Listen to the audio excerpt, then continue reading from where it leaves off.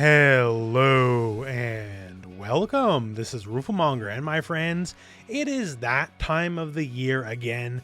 The Game Awards 2021 are almost upon us. The Game Awards, famous for, well, naturally, Game Awards, and perhaps more so is a lot of the big reveals they do every year. Be it small indie titles you never heard of, but here's a chance on the big stage to hear about them, or your big blockbuster releases coming the following year. The Game Awards has a lot. And the purpose of today's video is what to expect from the Game Awards from a fighting game community vantage point. Obviously, there's going to be all sorts of shooters, big action games, all that kind of stuff, but what about fighting games specifically? And on that front, we have the two levels to look at, the awards themselves and also what games could be revealed. So let's talk the awards first, as I feel fighting games and one game in particular is getting a little bit of a short thrift. As I'm talking specifically about Guilty Gear Strive, and they have a couple of categories. One category in particular here, Best Art Direction for outstanding creative and or technical achievement in artistic design and animation. And for games that launched in 2021, I would be hard-pressed to recommend anything above Guilty Gear Strive, just from a purely artistic and technical standpoint, and yet, it's not even on the list. Like, especially when games like Deathloop, which I guess it had a style, but nothing particularly memorable, make it on the list versus Guilty Gear Strive. Now, Guilty Gear Strive does make it on a later list, so, they know it exists, but it's still a bit odd. And also not on Best Score and Music, which is a double snub in my opinion, as Guilty Gear Strive soundtrack just friggin' rips. It's great. And it's all original tracks too, like Guardians of the Galaxy. I love 80s music. I'm an 80s kid, right? But it doesn't do anything special. It's just the 80s tracks I listened to a million times versus an all new thing. But hey, well, there you go. Guilty Gear Strive does at least appear in Best Fighting Game, as well it should, alongside some other contenders, some worthy like Melty Blood, some, I don't know, like Demon Slayer, and Virtua Fighter 5 Ultimate Showdown, an 11-year-old revision of a 15-year-old game being up for the 2021 Fighting Game of the Year. Honestly, I'm all for it. Make sure to remember to sign up to vote. The event does happen next week, specifically December the 9th. So if you feel strongly about any of these specific games winning Best Fighting Game, well, I would say then it's time to go out and cast your vote. Now, what about the big reveals for the Game Awards? So, fighting games obviously don't have as many games as a lot of the other genres, but still, hey, there's a chance, and specifically there's one big chance. Now, other big upcoming fighting games we know about, are going to be shown at some point. Street Fighter 6, maybe not so much. We have the Capcom Cup in February, and that is almost certainly where it's going to debut.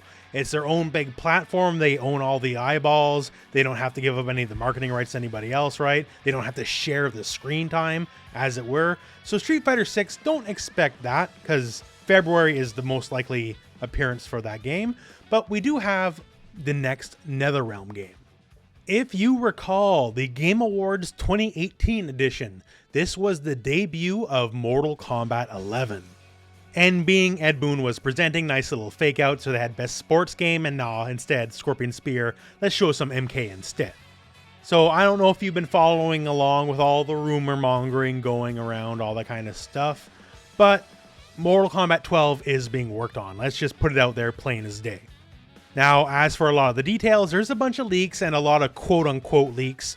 Most of them, majority of them are super fake, but it's a well-known industry secret after MK11. A lot of things didn't go as planned, to put it nicely, right? The game didn't wrap up the way it was supposed to, and basically move along to the next project. Mortal Kombat 12 is that next project, and there's a very strong chance it will make its debut at the Game Awards 2021. Not a 100% chance, but it is seemingly enough likely. Now, as for what it could be about, there's a lot of completely unfounded speculation, so who really knows on that front? I've heard everything from it'll be every character that was in MK9, MKX, MK11, it'll have every guest character they've ever done. This is all wish for the mountain kind of stuff, but it's not impossible, especially if they just reuse the assets from MK11. That would save a lot of time.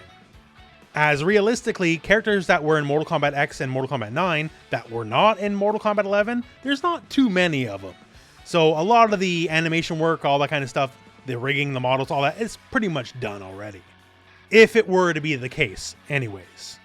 Thankfully enough, we don't gotta wait too much longer for speculation on this front, as once again, the Game Awards is December the 9th, as of the time of me making this video. That's next week.